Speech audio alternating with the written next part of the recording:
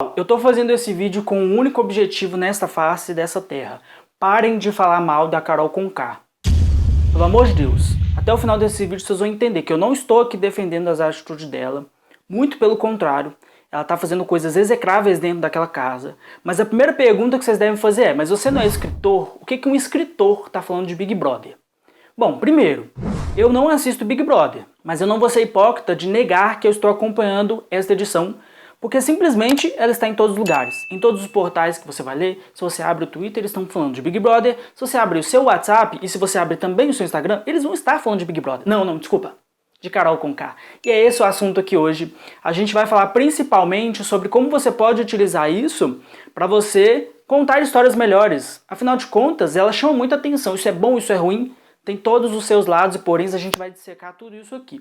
Eu vou fazer esse vídeo um pouco diferente da maioria dos vídeos aqui do canal, então vou só sentar, bater um papo com vocês, beleza? Aqui, um papo reto, direto. Quero saber a opinião de vocês com relação a Carol Conká, mas pelo amor de Deus, gente, vamos fazer uma opinião honesta, sincera, sem aquela coisa do cancelamento, aquela coisa chata, porque tem muita gente alienada que vai xingando, xinga muito no Twitter, não tá nem aí.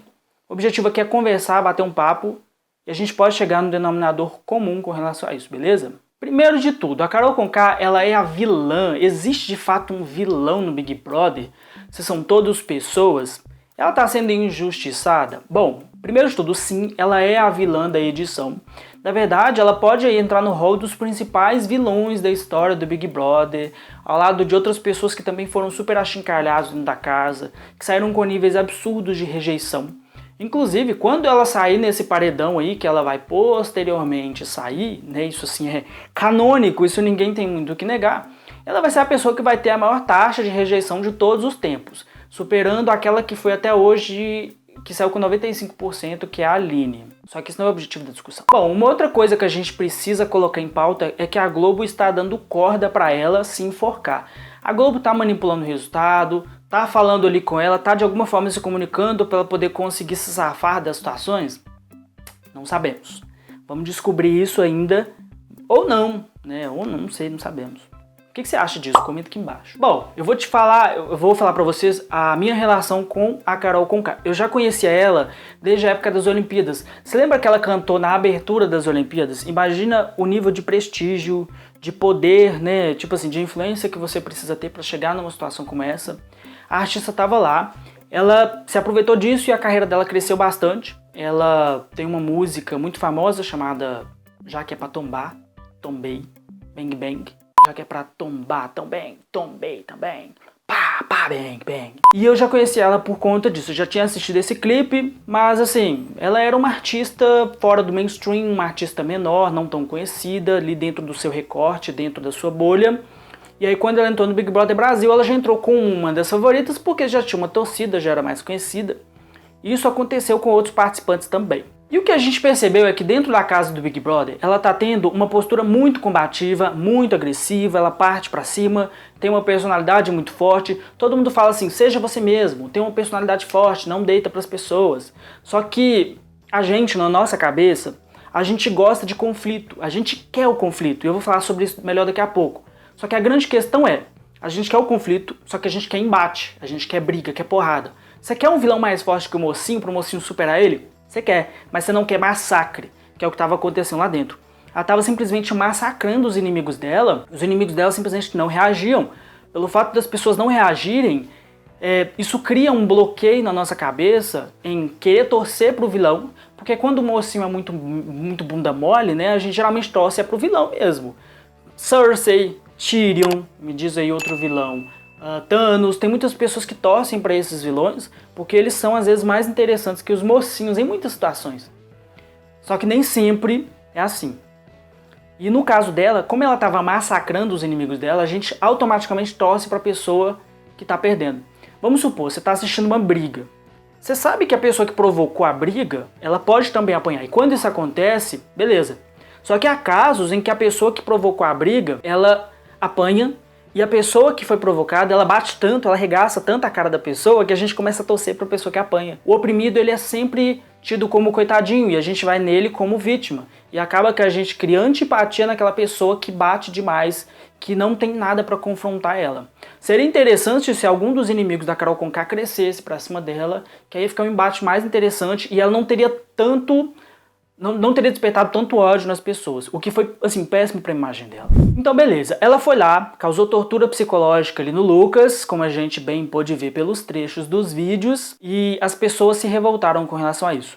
Então, dentro do consciente coletivo, existe um estudo, né, que fala sobre isso, eu vou deixar o link aqui embaixo, sobre essa questão do consciente coletivo, da maneira como as pessoas se comportam em grupos, e como que isso reverbera a níveis onde as pessoas elas deixam de ter uma opinião própria e passam a ter uma opinião coletiva. Então, assim, dentro do consciente coletivo, ficou estabelecido que a Carol Conká era uma filha da puta e que ela precisava ser exterminada da face da Terra. Então aí você tirou toda aquela polarização que a gente vinha de vários e vários anos entre esquerda, direita, PT, PSDB, depois passou a ser PT e Bolsonaro, mas nessa escala, nessa situação, nessas questões aí. E aí, o consciente coletivo disse, precisamos destruir essa pessoa porque ela é uma grande de uma vagabunda. Ela se tornou uma pessoa execrável e não interessa mais suas atitudes. Mesmo se ela fizer coisas boas, a gente percebe que o público nunca vai comprar ela. O público já estabeleceu, já está canônico que ela é a vilã, que não há muito o que fazer, que a gente quer exterminar a vida dessa pessoa. Então você chega com várias pessoas cancelando ela. Mas o que é interessante, agora os inimigos dela, que no caso seriam Sarah, Gil, por exemplo, eles armam, eles tramam, eles fofocam, eles fazem não as mesmas coisas, mas eles jogam da mesma forma, entende? Eles utilizam dos mesmos artifícios, só que aí eles são aclamados. Isso porque eles foram considerados como os vilões, porque eles estão confrontando aquela pessoa que vai ser, que é a embuste, que é a chatonilda e que a gente quer exterminar. Mas que não dá pra negar, fale bem ou fale mal, mas fale de mim. Já diria a grande pensadora quando. E aí, se você é a favor das atitudes do Gil e da Sarah e contra as atitudes da Carol Conká, você acabou de cair na armadilha do storytelling, que é o objetivo deste vídeo. Porque eu sou escritor, vou deixar o link do meu livro aqui embaixo, e vou falar daqui a pouco sobre a questão da cultura do cancelamento também, que tem um pouco a ver ali. Só que assim, quando você estabelece uma narrativa, você diz que existe uma jornada para o herói conquistar as coisas e ser reconhecido e passar por perrengue e depois dar a volta por cima e diversas outras coisas, enquanto que o vilão ele passa a ser a pessoa detestável e aí você tem essa necessidade de se criar heróis e vilões justamente para você ter a manutenção desse storytelling, que é o que qualquer show se baseia na televisão. Se o Big Brother fosse só de pessoas, observa bem, conversando entre si, pessoas que são 100% good vibes, só conversa, só, sabe, tipo coisas do cotidiano, você não teria um programa. Você precisa de fato de ter pessoas que inclusive são, dentro do perfil psicológico deles, selecionados justamente para poder atender a esses requisitos, onde você vai haver conflitos entre eles, para poder ter aí essa manutenção do storytelling. Storytelling, pessoal, só para explicar, seria como você contar uma história. Storytelling é a arte de se contar histórias. Então todos os livros, filmes, jogos, seriados que você for consumir na sua vida, tem um storytelling por trás. Tem uma pessoa contando uma história para fazer com que as pessoas se conectem e com que as pessoas tenham interesse de acompanhar. Então tem os diversos aspectos aí do storytelling. Se você tem interesse que eu fale sobre isso, comenta aqui embaixo, porque é um assunto interessante. É pertinente a todos os escritores ou qualquer pessoa que tenha um interesse em criar histórias, né? Na verdade, histórias ajudam a vender. E é por isso que o programa faz tanto sucesso. Ele é bom nisso, em criar um show de televisão com uma cara de reality, quando na verdade é mais um show com muito storytelling, muito roteiro, muita coisa ali, né, sendo trabalhada nos bastidores. Mas aí é que a gente cai numa outra armadilha que tem a ver com a grande pergunta dessa temporada. A Carol Conká, ela é importante para a manutenção do entretenimento, ou seja, entretenimento é storytelling, esses conflitos que eu estou aqui falando, e se ela sair? Se ela sair, vai ter ali outros jogadores, é bem provável que vai dar uma diminuída muito grande, e pode ser que é por isso que a produção esteja defendendo ela, não sabemos. A questão é que ela está na boca do povão. E a produção ela percebe essas coisas, eles precisam de fato de ter um vilão e ter um mocinho. Vocês lembram lá no BBB 7, quando você tinha o cowboy E aí você tinha o Diego Alemão, que talvez tenha sido um dos maiores embates aí do Big Brother, em que você tinha o vilão e o mocinho, você tinha o cara do bem e você tinha o cara do mal. Sendo que o cara que mais brigava, que mais causava conflito dentro da casa, que mais causava ali no geral, era o Alemão, que era o agressivão, e era aquela pessoa que atacava os outros, saiu como herói, saiu como vencedor. Enquanto o cowboy só confrontava, mas ele era o vilão. Entende que essas coisas elas são meio que colocadas ali para manter o jogo? Inclusive, o cowboy ele ficou durante muito tempo dentro da edição do Big Brother. Isso ajudou a manter ali a audiência, o engajamento, porque depois que ele saiu, as coisas declinaram terrivelmente e passou a ser só uma forma ali de você acompanhar, uma novela sem muita ação, por assim dizer. Mas beleza, a Carol Conká, ela é entretenimento e as pessoas querem tirar ela, já destruíram a carreira dela completamente. Essa mulher não tem mais nenhuma chance de fato brilhar como artista mais. Isso pra ela já deixou de acontecer. Ela agora vai ter que tentar, sei lá, ser empresária, ser qualquer outra coisa onde ela possa utilizar o que ela aprendeu para poder ganhar dinheiro e ganhar a vida dela. Mas como artista eu acho que dificilmente ela vai ser absorvida pelo público. E o que é interessante disso? É interessante estar na boca do povão? É legal? É de fato importante de qualquer forma? No filme O Lobo de Wall Street, a esposa do Jordan ela fala assim, olha, não existe propaganda ruim. Qualquer coisa que você fizer vai trazer benefícios para você. O que eu não concordo. Porque eu vou falar de mim. Teve uma vez que eu fiz um vídeo que eu vou estar deixando aqui nos cards, extremamente polêmico, onde eu falava Game of Thrones é muito melhor que Senhor dos Anéis. Eu fui enfática, assim, bah! Por quê? Polêmica vende, gente. Não adianta sermos hipócritas, porque vocês vão clicar no link em que vocês vão passar mais raiva. Se for qualquer coisa trivial, vocês não vão clicar. Tem que chamar atenção, tem que dar uma chacoalhada mesmo na cabeça de vocês para a pessoa ir lá e dar esse start, né? São os diversos aspectos que a gente estuda como forma de converter mais, de vender mais, etc. E aí eu fiz esse vídeo, coloquei num grupo, posso dizer pra vocês, dentro de um micronicho ali, tá? Eram poucas pessoas, pouco mais ali de 1000 pessoas. Eu fui simplesmente achincalhado, eu fui cancelado, cara, de uma tal forma que eu consegui haters.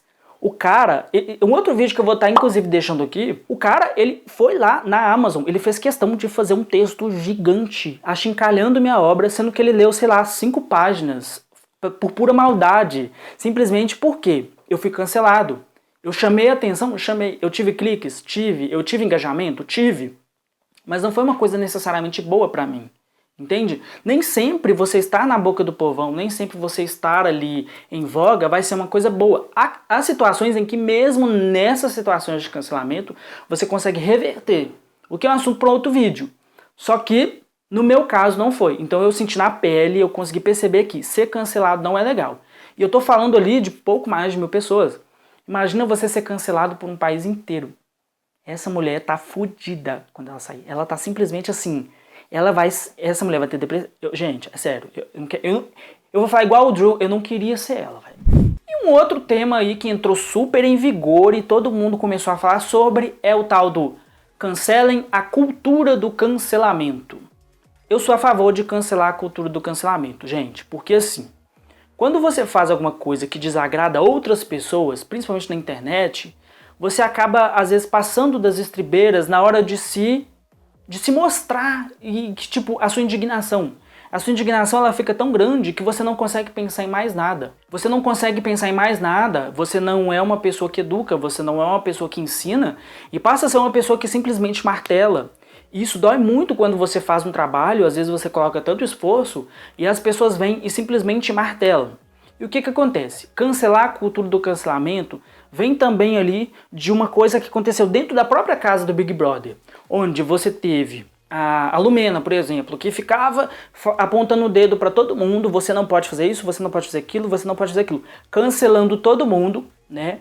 E aí ela foi cancelada aqui fora por cancelar demais, por não ensinar, por não mostrar. E aí as mesmas pessoas aqui fora que falam que ela foi uma vagabunda por cancelar as pessoas, cancelam ela utilizando os mesmos argumentos, sendo tão escrotas quanto, sendo tão ignorantes quanto. E isso traz um imbróglio que fica difícil entender. Mas então o que a gente poderia fazer?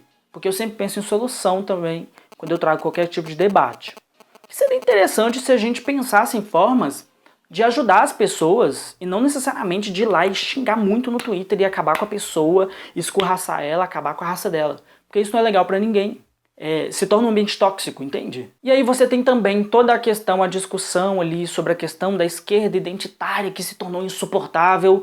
Eu falo pra vocês, teve um vídeo aqui que eu fiz, eu não lembro qual que era o contexto mais, e a menina falou assim, não use mais esse termo, eu usei o termo mulato.